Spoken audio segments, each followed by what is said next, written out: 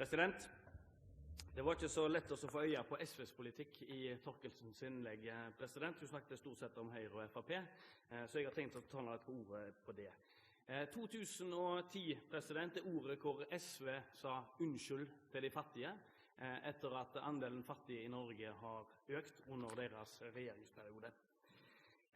2010 og 2011 er også de årene hvor antall uføre under 24 år stiger ganske kraftig. Høyre har i sitt alternative statsbudsjett foreslått en tilretteleggingsgaranti for funksjonshemmede som vil inn i arbeidslivet. Problemet for veldig mange funksjonshemmede når de kommer på et jobbintervju, er at arbeidsgiveren er skeptisk til hvordan dette skal gå.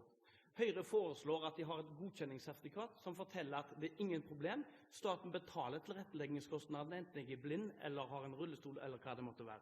Hvorfor, stemmer SV og Inga Marte Thorkildsen mot en tilretteleggingsgaranti for funksjonshemmede? Thorkildsen, vær så god. Noen av forslagene som Høyre har som gjelder funksjonshemmede, synes vi i SV er bra. Og så er det noen av de forslagene som Høyre har, som er særdeles dårlige. For eksempel forslaget om å gjøre det lettere med midlertidige ansettelser i arbeidslivet. Det tror vi veier opp ganske grundig for en del av de forslagene som Høyre fremmer, som er positive for funksjonshemmede. Når det gjelder spørsmålet om uføretrygd, så vil jeg gjerne få lov til å avkrefte en av de mytene som Høyre springer rundt og forteller, nemlig at det er en eksplosjon nærmest i antallet unge uføre. Det stemmer faktisk ikke.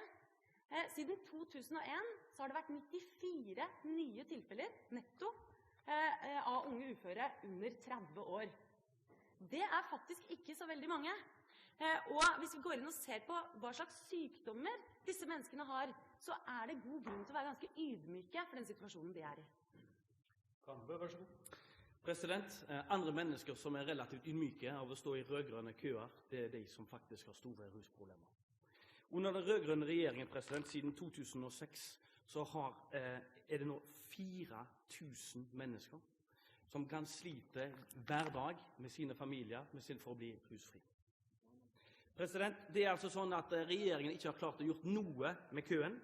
Det er altså sånn at Høyre har en rehabiliteringspakke som vi gjør noe for, både for å hjelpe de private avrusningsinstitusjonene, de private behandlingsinstitusjonene, men også for å sette kommunene i bedre stand til å kjøpe tjenester, nettopp for å bidra til folk ut av en rusfri hverdag.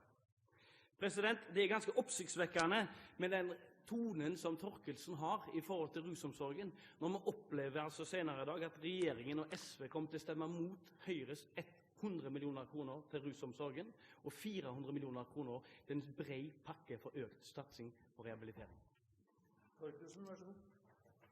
er ikke helt sikker på hvilken tone representanten Kambe snakker om, for jeg har vel egentlig ikke fått anledning til å svare enda. Men det jeg kan si er at vi er veldig ydmyke når det gjelder rusomsorgen. Der er det store utfordringer. Noe av det dreier seg om behov for penger, men organisering er en veldig viktig utfordring. Det er helt klart at når folk som har et langvarig rusmisbruk endelig får komme inn til avrusning, og så kommer ut derfra igjen og må stå i en lengre kø før de kommer inn til langvarig behandling, så er det veldig mange som hopper av i mellomtida og ikke klarer å stå i det.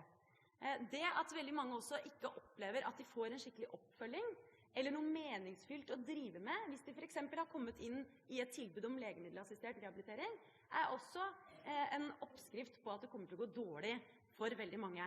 Så her trenger vi et mangfold av satsinger fremover, blant annet også satsing på arbeid, sosialt entreprenørskap. Der kommer vi med en egen pott for neste år, det er vi veldig glad for, men vi samarbeider gjerne om å gjøre rusomsorgen bedre.